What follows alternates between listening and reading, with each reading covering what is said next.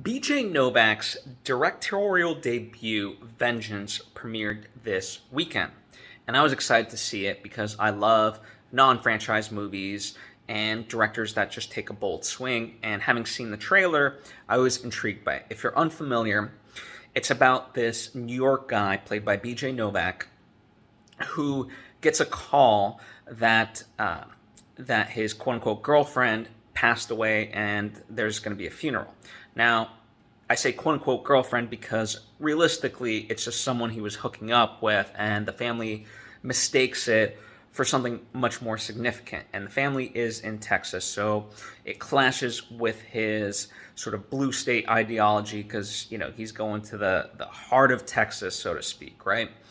And he's a podcast producer, and as he's there, the family thinks that it wasn't just a death, a random death, that it was a murder, right?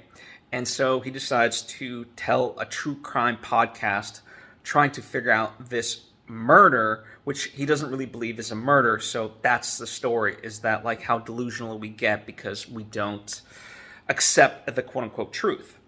And overall, I really enjoyed it. It's one of those movies, like by the end, there's a lot of ideas crammed into it. And how the movie ends, I'm still letting that sort of process to figure out like how I feel about it, what I think is it's ultimately trying to say, because it goes in directions that are, for the most part, counterintuitive, but when you really think about it, it makes sense. And that's what I really appreciate about it.